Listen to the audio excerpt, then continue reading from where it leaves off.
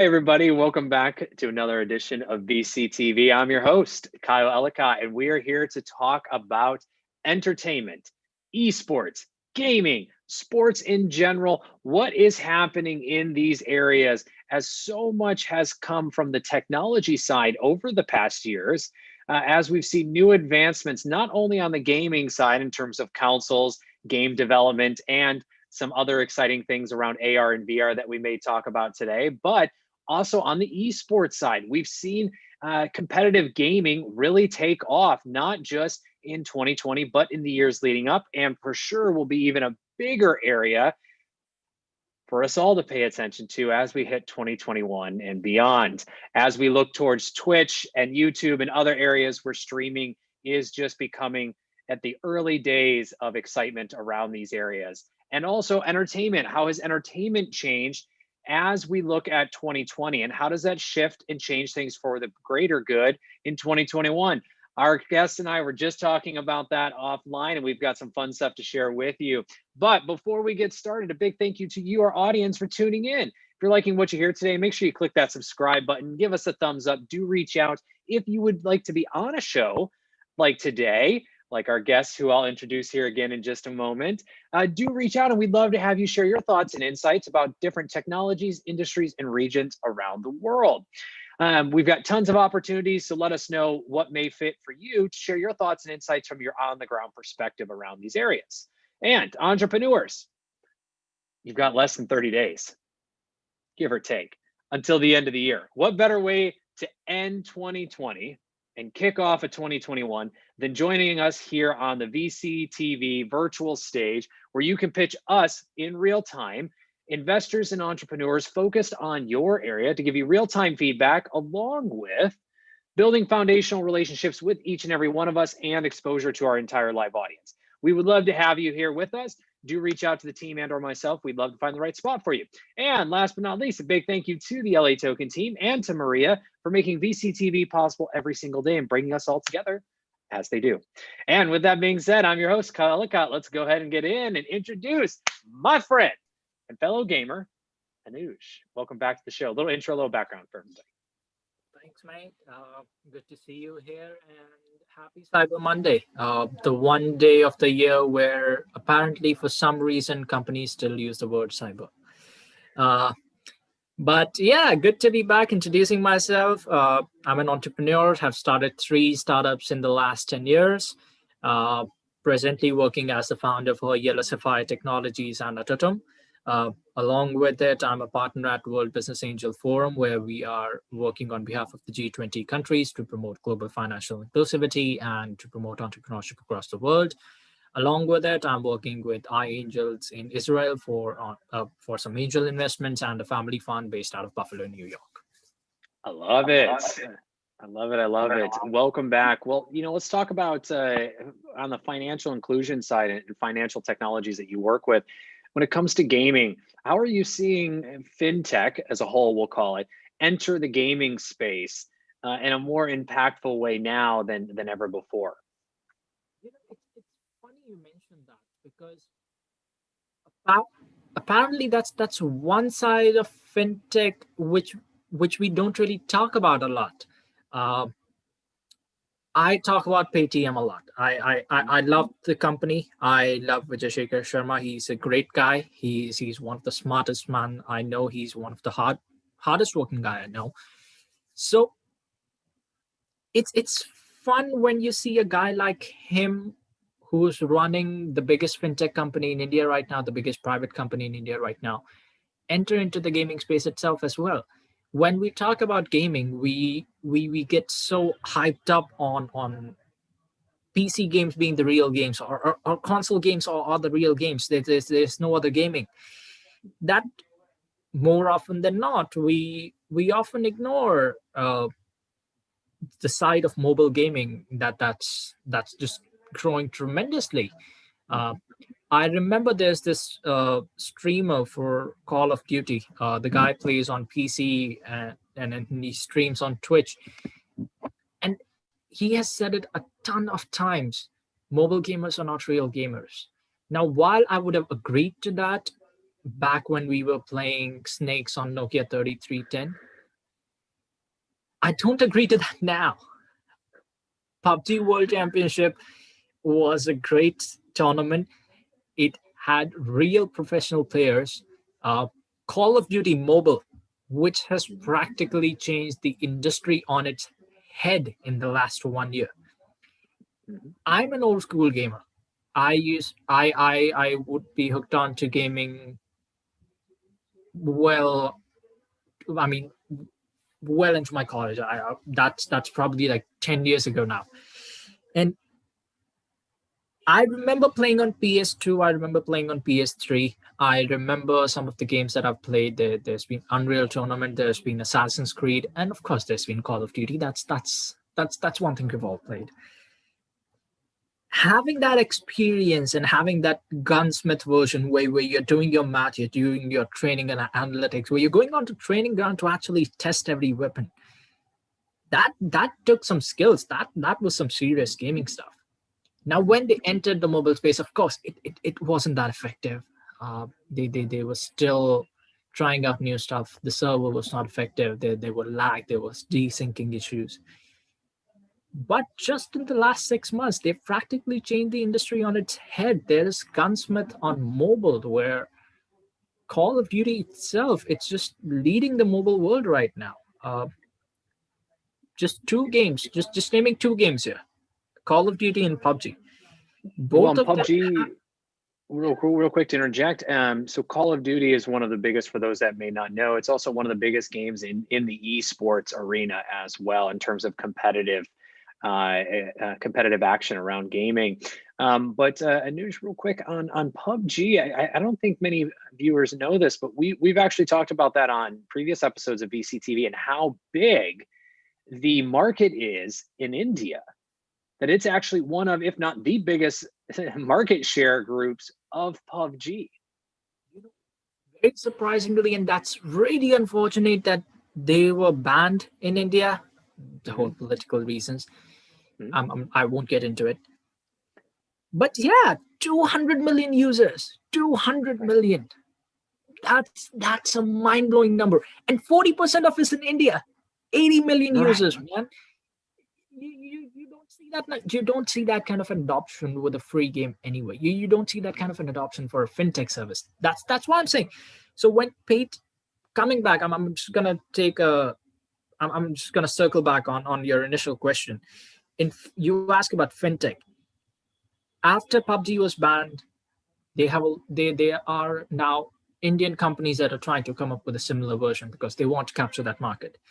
Fintech companies like Paytm has started what they're calling Paytm First Gaming, which is smaller, less internet heavy games which you can play on a small commute, which is again a fintech company's version of entering into that sector. Uh, there is an entire ecosystem that's based off of just the character skins in Call of Duty and PUBG. Those things cost money. Um, I was just checking this post on Reddit about one lucky draw for Call of Duty Mobile, where you just have 10 items, one character skin, one legendary weapon, and some 8 other items. Buying it in its entirety will cost you $167. And people spend that money. You can buy a 50-inch TV off of that. For those of you who don't know, before the session, Kyle and I were talking about buying televisions. We were talking about the Black Friday deals and the Cyber Monday deals. You can buy a 70-inch TV for that money, mate.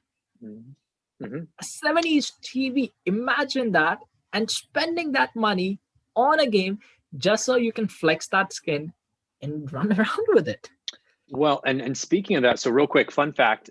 So we're going to fact check myself here. So PUBG, the stat I pulled says that according to statistics around 2019, there was somewhere between 30 and 50 million, and I've heard direct reports it's closer to 50 million active PUBG users in India, which equates to more than 50% of PUBG's former user base before the ban went in. But with that being, so that was my fact check. But with that being said, to your point of skins and some of the money that gets spent, Fortnite So for those that may not know, also a huge game in the gaming space and even in the esports space, but more so touches also on entertainment, as it's so entertaining and it's fun to play. But more importantly, it actually has started to host real live events.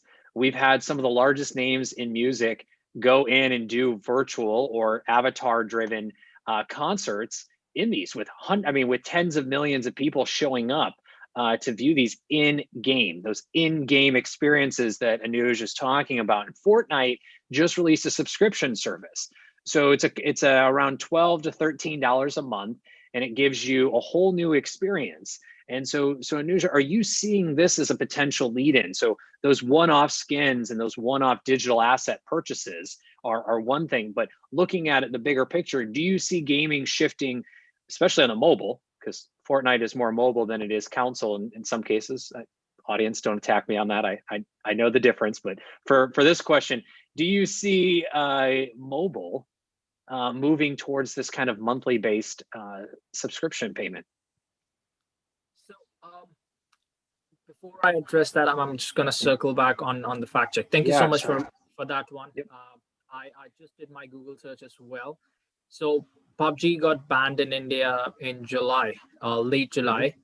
According to the last stats that I see, it had more than 175 million downloads and 25% of its market share from India. So that's somewhere around 44 million. So sorry, I was incorrect with that number. But yeah, thank you so much for correcting me. Coming back to your question about Fortnite and how mobile gaming in itself is shifting. So I think this is just a starting, to be honest, because we are entering a phase where gaming is becoming so prominent that, just like the M1 chip, which had different cores assigned for different purposes, there's a neural core that Apple just launched. In that chip, there's separate cores for gaming, there's separate cores for graphic. I think that's going to come up to mobile as well in a very active way. I may be wrong here, but that's slightly happening already. If I remember correctly, there are a couple of devices.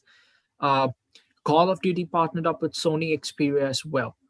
So that I'm pretty sure of. So yeah, this is just the dawn of mobile gaming. I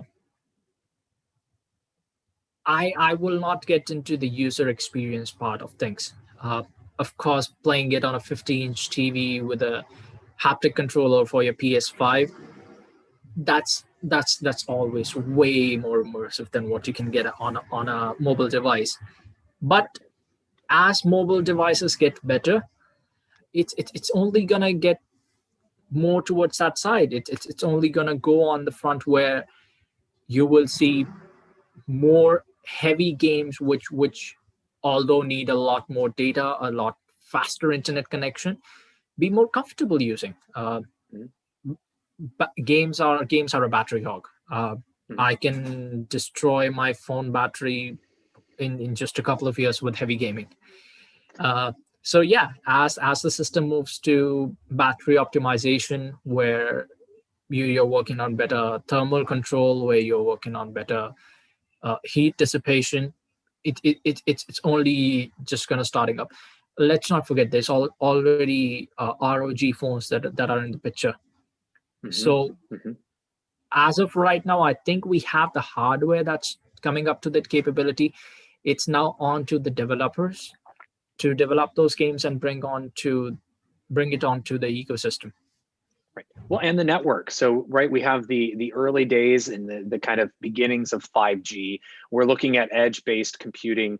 So to bring that AR VR experience really to some form of what we've all dreamt or seen in science fiction to life as well. And that brings me to an interesting question as well. I mean, PlayStation's VR headset or system is about to come out, a new version of that.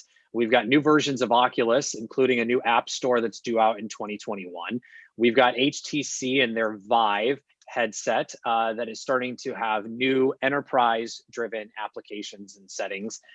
built in. And the point of all of this is, on the VR side, we're starting to see some momentum, and gaming has fueled that. If anything, also has enterprise, right? So seeing some of these enterprise applications. But AR, so augmented reality, we're starting to see a huge shift in because of the developments, back to Anuja's point, around the advancements around hardware. Now the advancements as well in network capability. And you see this interaction that people just love and crave, right? Look at someone like Niantic and the games that they've built. So Pokemon Go, and they did one for Harry Potter and a few others. This mixed reality, this mixed world where you're enjoying gaming from a mobile device, back to Anuja's point, is mobile is first. And that we're starting to see more AR, more and more. I mean, it's crazy now what I'm starting to see on the AR news feeds coming in of what games are to come or what advancements are on its way. I mean, Anuj, AR, VR, is this the time? Are we another 5 years out? Are we another 10 years out? When do you think, and they are two separate beasts, so feel free to separate them, but AR and VR, when do you feel like we'll be ready for those? So, controversial opinion warning. I don't like VR. I don't. When it started up, when we had the first Oculus devices and there was this buzz going around about VR, I loved it. I enjoyed it at will. It's immersive. You can't get that experience anywhere. You can. It's second to none. I'll say it that simply. But one complaint which I think I still have that still stands is the same one that I had with the Google glasses. I don't like the hardware. I'm separating AR VR section here. So when you're talking about virtual reality, the problem comes in is that big bulky headset. One, you need a huge empty space around it because you're that immersed into that technology that it's easy to forget where you are. And when you're playing off of your living room or in your bedroom, you're probably going to have some furniture around yourself. So it's easy to walk into it. I'm not really that big of a fan of VR now. That headset, 6, 7, probably 8 years later, I don't know how long it's been, but yeah, after all these years, after all these generations, it's still pretty big and bulky. And until and unless that things remain that way, I don't see the adoption in VR growing that much. There are not a lot of games that you can play. Of course,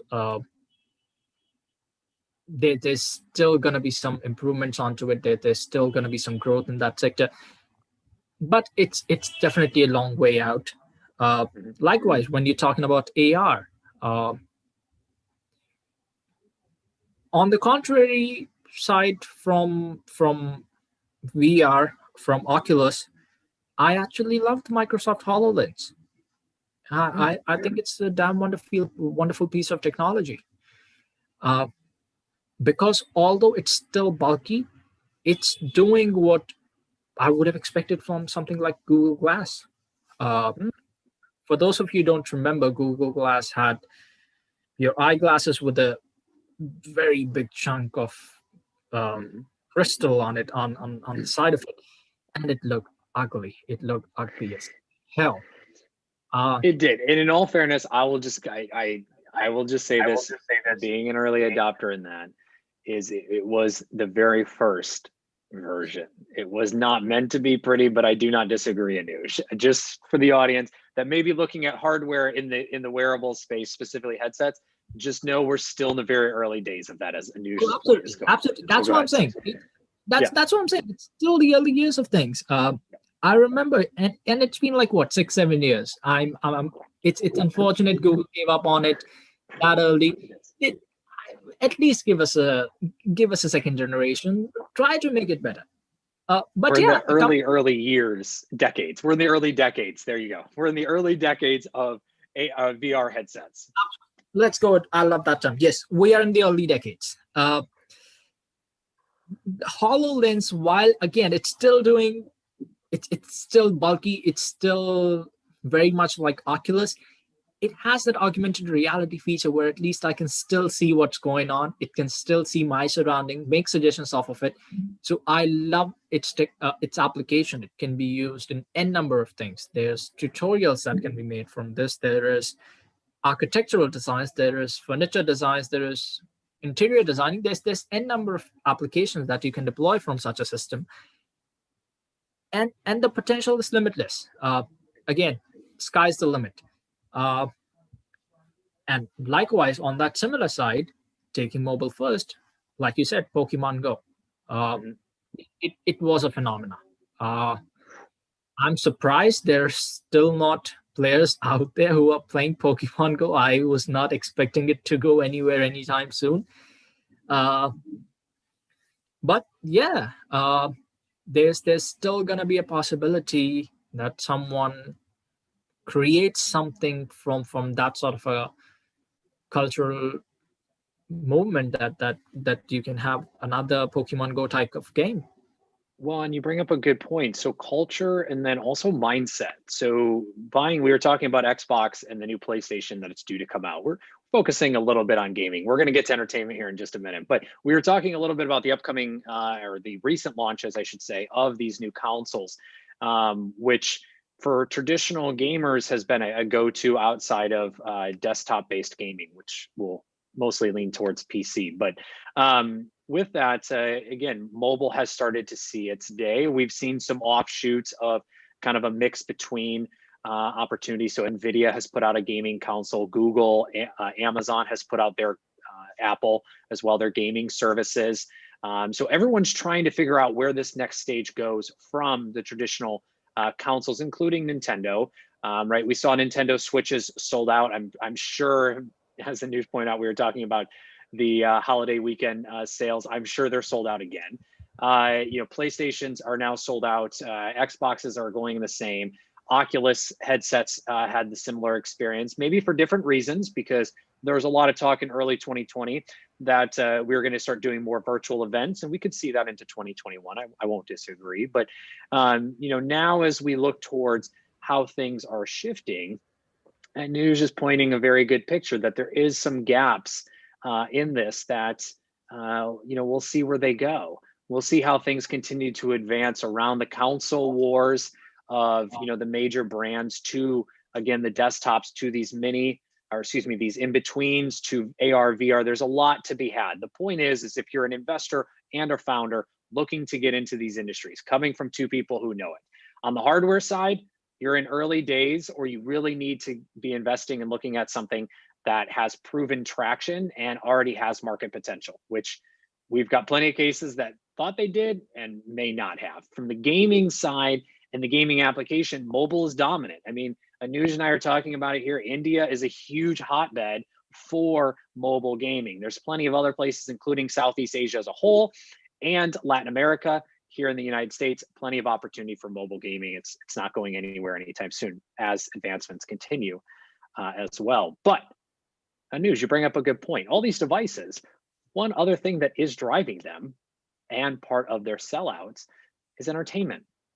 And not just that the games are entertaining, but the actual entertainment applications on top of those, right? So you've got streaming services that have changed, that have given new experiences as well. So what are you seeing in how things are changing around entertainment as a whole as new technology starts to come in, like AR, VR, and other areas as well? It's funny you mentioned that because I was just going to talk about it. I don't know if you realize this. It's been a year since Google announced Stadia, and Yes. they're actually they're actually sending out the controllers now. I remember talking to this one friend who has posted online. You don't need an invitation code to Stadia anymore. You can just go online and sign up, and I guess they are giving you a free trial until probably Christmas or something this year. Yep. And So and for those listening, Amazon's which just launched beta is Luna, Luna. Sorry, go ahead. I had to fact check myself on that one. oh, no problem, mate.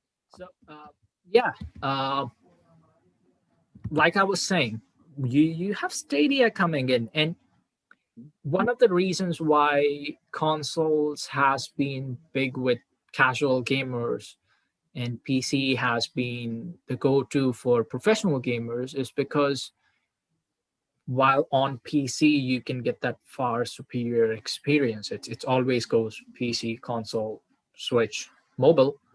Mhm. Uh, the console has a very shorter lifespan. I still know people who are still using PlayStation 2 and it's working fine.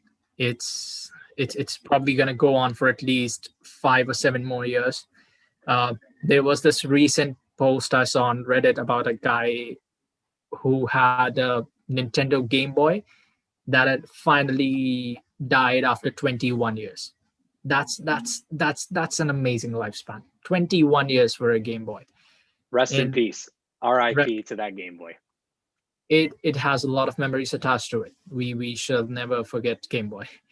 Uh, but yeah, when you have companies like Amazon and Google coming in, trying to adopt a Netflix kind of a model where you don't need that flashy RGB system, where just your regular device, which is just connected to a good enough internet, that being the only factor, that it has to have a good enough internet connection, can connect to a virtual machine somewhere in the cloud that's running everything. That's it. You're basically gonna change the entire industry. That's where, of course, there are gonna be players who will still stick to the consoles. I'm one of those guys. I can't wait to get my hands on PlayStation. Really dying to get that PS5. But when Stadia comes in, it's gonna it's finally gonna tap into that untapped gaming market. The market that has been captured by mobile gaming, and that is now finally seeing the potential in esports tournament. Uh, I remember there was this gaming con that happened in 2014. The attendance was in lower thousands, single digit thousands. 5 years later, it was somewhere close to 100,000 people. That's tremendous growth. Mhm. All of that in 5 years. That's because people love gaming. And diverting a bit here from the industry, one of the key things that we need right now, and I was on a panel with Gary, and he said this thing: we can't get enough content. There's one thing which is not enough in the world right now, and that's content. And I fully agree. The reason being because content caters to different peoples with different needs. I prefer a single type of content does not mean you like that as well. Ergo, it's always great to have more of it, and that means that there's always going to be a market for it, that there's someone who's going to love it so much that they'll always want to pay for it.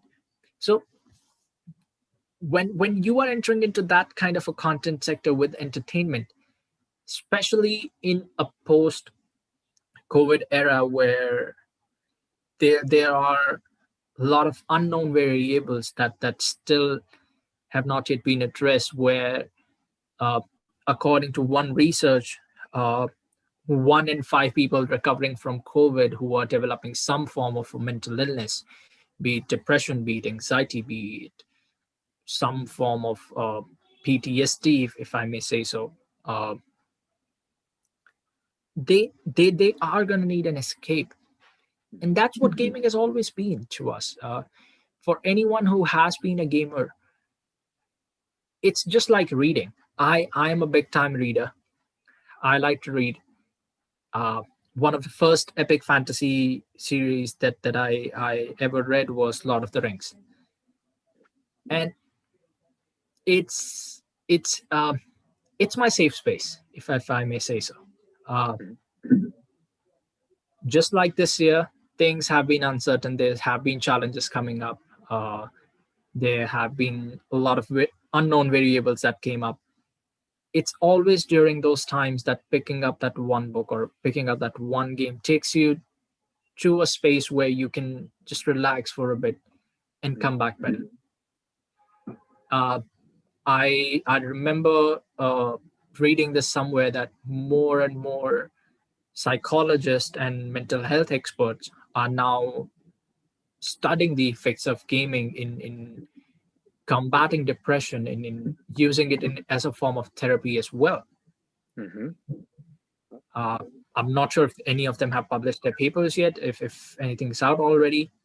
There But is. yeah. So I'm sorry, not to interrupt, but just to interject here there's actually a lot of talk about this right now. So over the past call it 5 months, I've been monitoring the same thread, and it's very much a both talked about, but also more becoming more proven fact here, where yes, AR, VR, gaming, and well, those three actually are definitely being used around PTSD and other opportunities to help recovery as well. In AR and VR, you're starting to see VR actually being used in a lot of different medical use cases as well. So going back to the point we were making for investors and entrepreneurs listening, if you're looking at VR has a very interesting opportunity around enterprise applications. And when we're talking about enterprise, or when I am right now, I mean not just enterprise traditional around supply chains and telemedicine or telemaintenance. I'm also talking about the healthcare industry. So being able to do things like meditation, being able to do all kinds of different applications. There's apps, and then there's actual medical studies that can be done around this. So VR has some huge applications in that. So those listening, look towards that space as well if you're seeing it. But Anuj, a quick question to throw in real quick is, you've got a ton of experience, and I'm with you on the checking out part of how valuable these games can be to your overall health and reduction of stress and anxiety and other areas. But when we look at the areas of opportunity, you've got experience in health, you've got a ton of experience in fintech.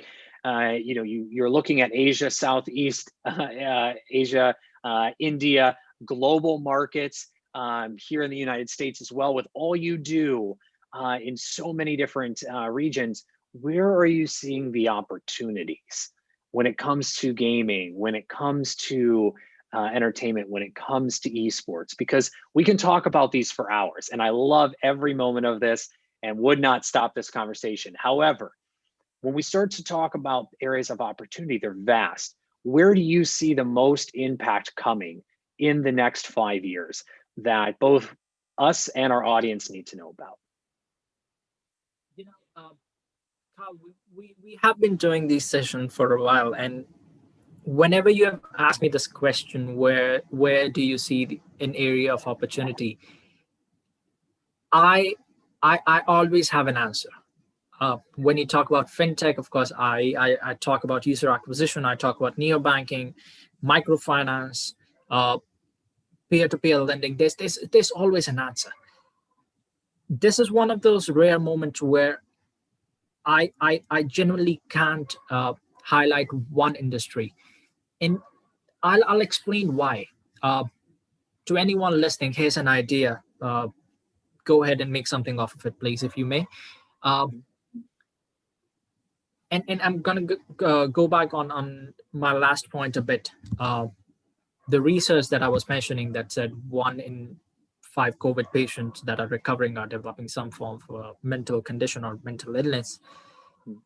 Right now, 44 million people have recovered globally. Best case scenario, and to just ease up the math, let's go ahead with 50 million. That COVID stops right now, and we have 50 million people who were infected and later recovered from COVID. That leaves you with 10 million people in this world that will have some form of mental illness, some form of depression that they will have to cope through over the next year or so. So there are endless opportunities in this sector because you're actually giving them an escape from reality that they so deeply crave. Mhm. A meditation center where, while, like I said, I don't like VR, but if you have VR sets that a user can just put on their head, and instead of guided meditation where you're telling the user close your eyes, you're next to a beach, there's sunset, why not have that in virtual reality? Mhm. uh, a guided meditation center that uses VR, how's that something that we don't have already? Mhm. uh, it's something I would want to be a part of as well. If someone is making it, please do send me a pitch deck. I'd love to give it a look and probably invest as well. If someone's making it, and uh, hi, can I sign up for a subscription or a membership? Uh, so yeah, the potentials are endless. In terms of AR, developing another game like Pokemon Go. Uh, Mhm. in terms of mobile gaming, of course, there are endless opportunities. However, uh, here's a reason why I don't have a fixed answer to it. It's because when you're talking about areas of opportunities, one factor that will come into picture is the cooperation from the ecosystem. Uh, Mhm. Activision owns Call of Duty. So if Mhm. you we can sit here and talk, oh my God, what if there's a marketplace where people can sell rare skins to each other? They could practically be making 10 times their investment that they made on a gun skin or a character skin. But until and unless Activision actually builds a system that allows a skin from one user to another be transferred, it's all worthless. It's just a dream. And that remains a key factor that while sitting here, we can talk about areas of opportunities. There are a lot that I know of as well. Until and unless there's support from the ecosystem, until and unless there are new entrepreneurs that are coming up with those innovative ideas that are actually putting their efforts and their money and their time into it, I don't know. There's so much out there. It's just the beginning. So I honestly don't have the answer to it. Uh, I'm as of right now, I'm just seeing things as they come by. It's like being back to the cryptocurrency topic. We are seeing things one day at a time change so rapidly. It's been a year since Stadia came out, and from the if I remember correctly, you had to have that Stadia controller. Now I believe they are saying that you can just use you don't need a special hardware. You can just use the controller and the screens you have. Uh, Likewise for Amazon Luna. Uh, Mhm. I believe they announced it in October. Uh, Yep.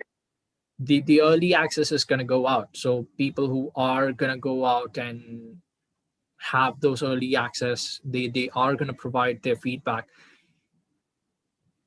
Right now, it's a world of possibilities. Mhm.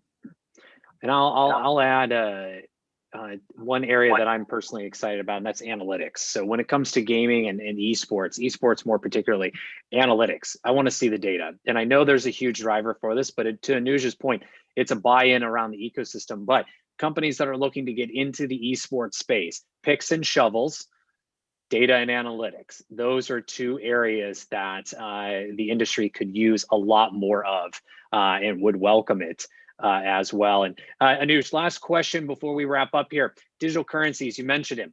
Digital currencies coming into the world of gaming. What's your prediction? What do you think is going to happen around all this? So before I answer that, shout out to paths.exe. The guy is doing some wonderful analytics. I've been hooked on to Call of Duty since early this year. So yeah, I'm enjoying the game. I'm an analytics guy. I want to know what damage my gun is causing. Mhm. What are the multipliers? Which one's the best weapon? Uh, Guys like paths.exe, Hawk's Nest, great job, guys. Hats off. So not just a company out there. If you're an individual content creator, uh, highly recommend those guys. Anyone who is coming in who can actually create content around analytics, you have my attention. I'm probably going to check you out. I'm probably going to go through it. So yeah, coming back to your question about digital currency, one factor that makes gaming so addictive, and that one of the reasons why people spend almost $160 $170 on a lucky draw, as we discussed, is because it's easy to forget how much it costs in real value currency when you are using a digital currency. It's a known industry secret that the first step towards monetizing a game is creating a digital currency. And that's why whenever I'm on a panel where we're talking about blockchain, I always say that blockchain is one technology which I see as a very important factor in the gaming sector, because not only can you use a slightly decentralized system to make the game run faster, but it could use a digital currency. It could use a virtual currency where you can make a transaction with each other. You could mine it while playing it. It again, the opportunities are endless, and that virtual currency will open up a whole new ecosystem, or a whole new market once it happens as well. Because right now, uh, blockchain technology developing into a virtual token that can be deployed over a game may sound like a buzzword that would get any VC crazy. Uh, it's something that I do see happening in the next 4 to 5 years, probably even sooner. Uh, Using that technology to develop a system where users are again buying and selling each other commodities and gaming, uh, with the support from the industry, of course, would probably open up a whole different marketplace. I mean, Activision wouldn't mind, right? They if they sell a game skin for some form of currency that in real value costs them like 50 or $60, and one user sells it to another for 500, I'm sure they'll be happy to take another 10% off of it. That's very true. That's very true. I agree. Yeah, as and when it happens, uh, it would be something that would be very interesting to watch. It's it's it's an unexplored market. It's an unexplored territory, and we just have to see how things go there. Absolutely. And with that, I want to come to close. But before we do, one little teaser for the next time we talk about this subject is there was recently the talk and introduction of a new headset that's actually considered an open brain computer interface. And this is a new headset that will sit on top of our heads. It has a few sensors and can read the brain waves coming out of us. So this has actually been out there in the market, tested, and out there for people to start building with. So to our entrepreneurs, start checking that out and looking at it. But Anuj, as we come to close here, any closing thoughts? I'm sorry to cut you here, but we are actually entering the era. We are finally entering the era where we are having that sci-fi world gadgets, those devices. I genuinely wish Gary was here. This is something where he would love to talk about AI and how it can be used on personalization. I'm a personalization guy as well. I love talking about personalization in healthcare, but these are the technology, these are the hardwares that you're actually going to need for that stuff. So yeah, it's we were waiting for hoverboards. Who knew we were actually going to get the Star Trek stuff? Well, and for those that are big fans, we are about close, or at least if you are building this, contact Anuj and I, because we would love to talk more. We're close to the Oasis, a little Ready Player One plug for you right there, everybody. All right, so Anuj, we're coming to close. Where can everyone find you online to continue the conversation, whether it be around esports, gaming, or health tech and fintech, which are two areas that you also focus on pretty heavily? But a quick shout out to where everyone can find you, because I know there's tons that are going to want to talk. find me on LinkedIn at Anuj Chauhan, LinkedIn/in/Anuj. Pretty easy to find me. Drop me a message on Twitter at Anuj. You see my first name right there. So again, pretty easy to find me. And you can also email me, anuj@yellowsapphiretech.com, anuj@atotum.com. Drop me an email. Would love to talk. This is something we nerd out on. And fun fact, Kyle, have you bought your copy of Ready Player 2 yet? I have, as a matter of fact, and I've read the first chapter, which I will not give any secrets away. But yes. You're an angel. Thank you for not spoiling anything. I have ordered my copy as well.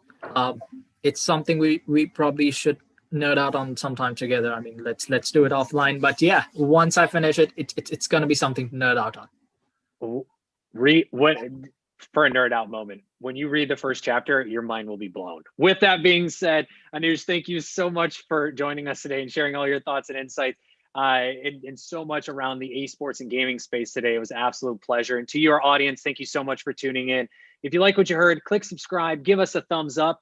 Do reach out if you'd like to be on a show talking about esports, gaming, entertainment, or other industries, topics, and regions around the world. We'd love to have you here on VCTV to join Anuj and I and the rest of our outstanding guests and panelists that we host every single day, all day here on VCTV.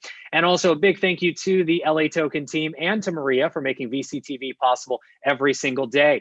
I'm your host, Kyle Ellicott. You can find me everywhere online at Kyle Ellicott and Anuj as well online 24/7, 365. We would love to hear from you. Make sure you add context when you do reach out, whether you'd like to be on the show here at VCTV as an investor or as an entrepreneur to pitch your company to close out 2020, or if you'd like to continue the conversation around esports and gaming and other areas with each of us as well. With that being said, we'll be back here in just a little bit with more VCTV.